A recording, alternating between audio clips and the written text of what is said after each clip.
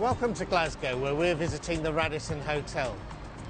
The Raddison Hotel, which opened in September 2002, was designed with water efficiency and energy efficiency in mind.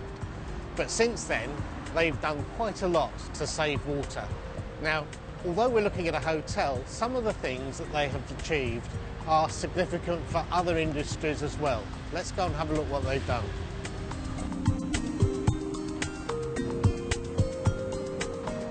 All water for the hotel is supplied through the mains, and the hotel currently consumes about 34,000 cubic metres a year.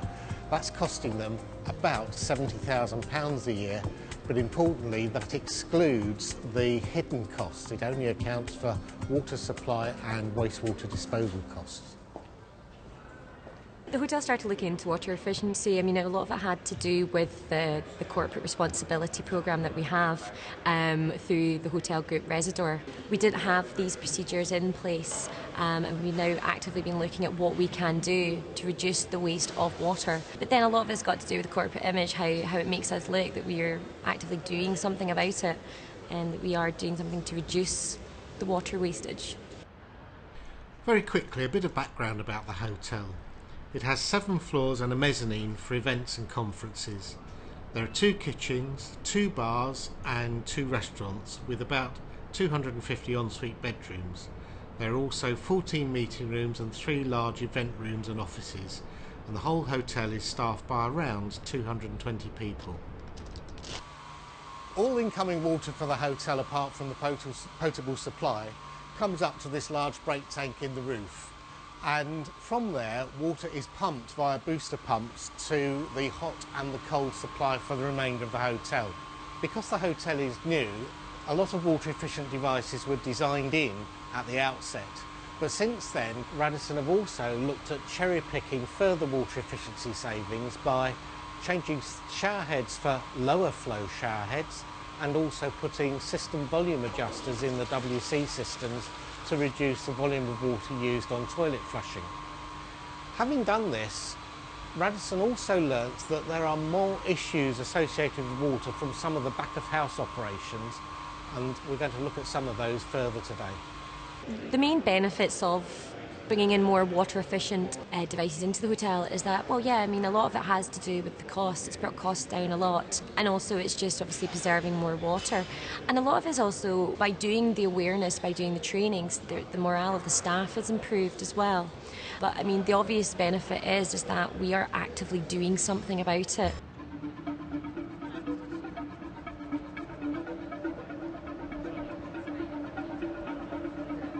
We worked out that per guest per stay it was about 2.5 bathfuls of water. I mean, obviously we want to reduce that, so that's why we put these procedures in place, these devices, to try and reduce the amount of water that each guest does use. I mean, we've got 247 rooms in this hotel, so we need to make sure that we are doing our best to try and reduce that.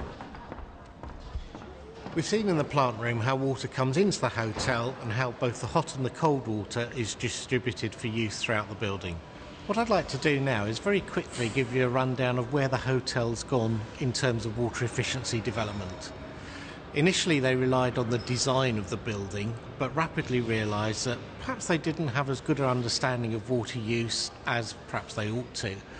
They started monitoring to manage their water, taking water meter readings regularly, and developed a KPI, a key performance indicator for the hotel, which is expressed as litres per sleeper.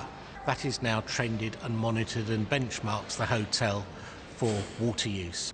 We are monitoring daily the water consumption within the building, within the hotel.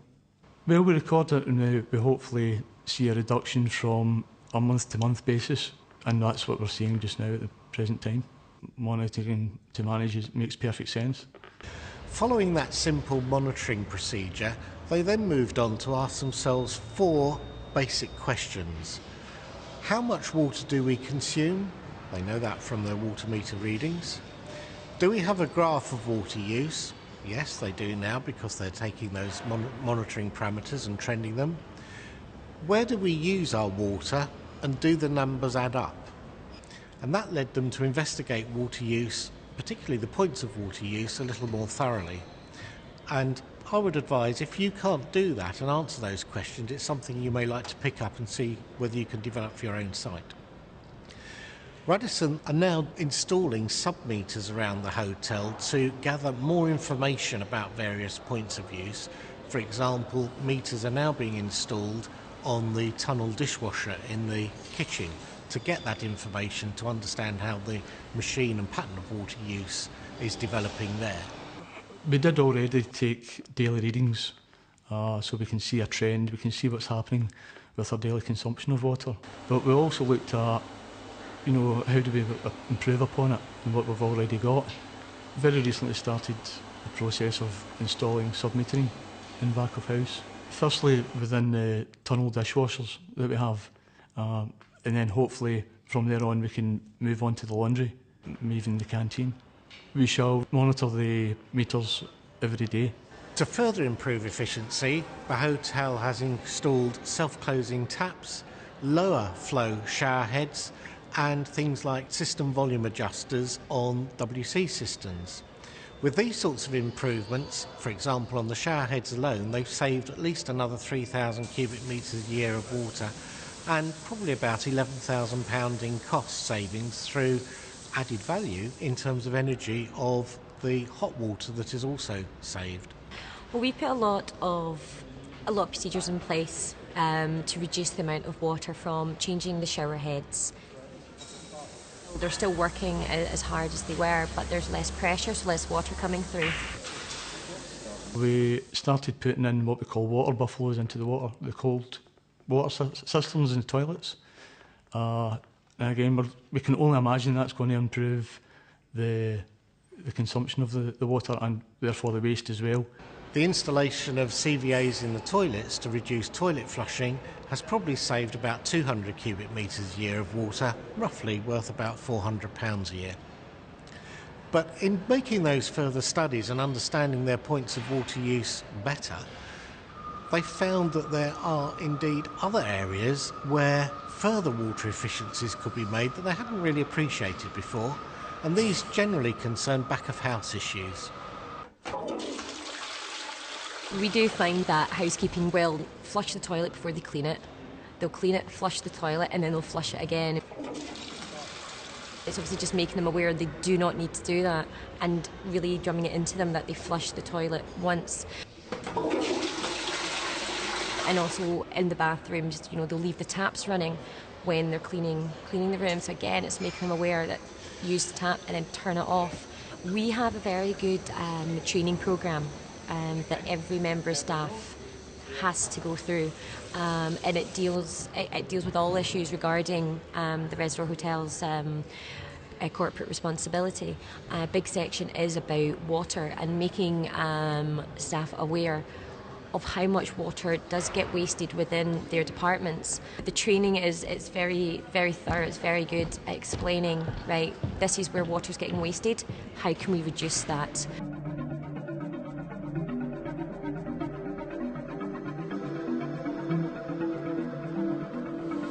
Water from the brake tank on the roof either gravitates to the rest of the building or, in the case of the Raddison Hotel, it's pumped by booster pumps. Now, at the design stage, water efficiency was a prime consideration, and the design of this particular hotel looked at booster pumps supplying water at a preset value of 3 bar with further pressure reducing valves, taking that pressure down even further at the point of use at taps, etc. Now, what does this mean? Well, if we take an example of a simple tap, supplied with water at 1 bar, that's 10 metres static head of water pressure, then the flow through that tap will be about 10 litres a minute. If that same tap is supplied with water at a pressure of 3 bar, then the flow will increase to about 25 litres a minute, but the user wouldn't really notice that. So if you can reduce the pressure, reduce the flow through taps, you save water without the user noticing.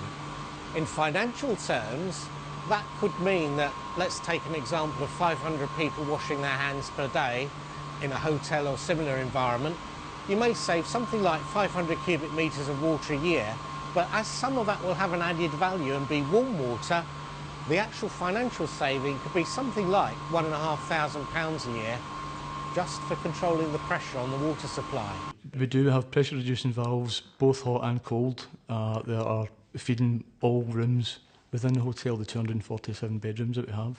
Anything that contains water, whether it be a brake tank, a toilet cistern, ice making machine or coffee machine, can actually overflow. The tanks need not be as big as the sprinkler water tanks behind me here, but regular monitoring of overflows is key, because without monitoring them you won't know whether they're overflowing.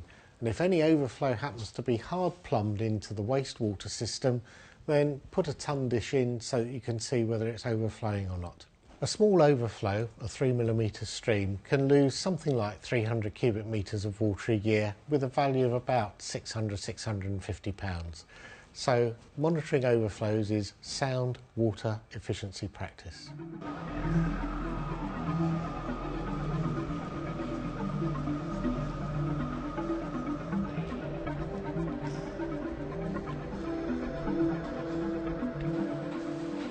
Many hotels may have laundry on their site.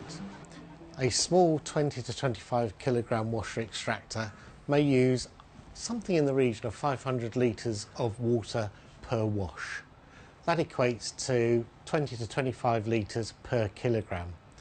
A new type washer extractor may have a much lower water consumption of something in the region of 10 to 11 litres per kilogram. So good specification on any new purchase you may make could save water.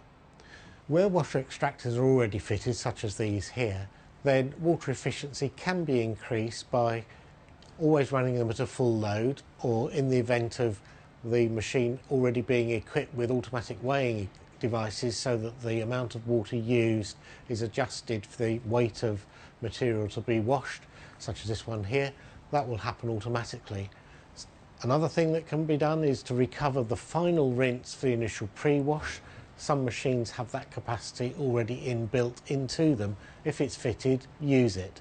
And the other thing to do, of course, is to use the minimum cycle to give an adequate wash. Remember, when you reduce the amount of water used by a washer extractor, it's not solely the amount of water that you're reducing. You may very well also reduce the amount of detergent required and the amount of energy required to heat the water, producing a lot more savings than you may imagine.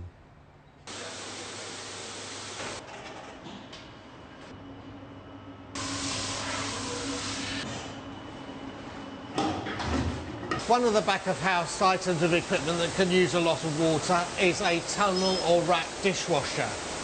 These can be specified these days on a new model with a significant amount of water recovery incorporated into the unit. On this and other models, the water feed to the unit is often from the final rinse bars. These usually comprise a bar with several nozzles in it, which can come detached or removed from the unit, hence increasing the flow of water through the spray bar. It's a good idea to have a look at those, because once they've gone, the flow of water can be significantly higher. You may not notice it, and it will lead to a distinct overuse of water by the machine, often displacing hot water, possibly containing detergent as well. So the overall effect is not just one of water, but you can actually be overusing detergent and hot water as well.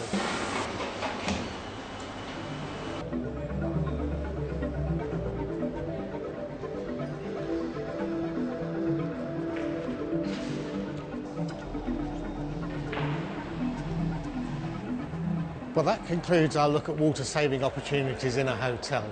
And I hope you can see that even in this hotel, where a lot of water saving opportunities were designed in right from the outset, there are still further improvements that can be made. Through monitoring and measuring water use, they've been able to identify other opportunities, and particularly looking at back of house opportunities where there are further water reduction measures to be made.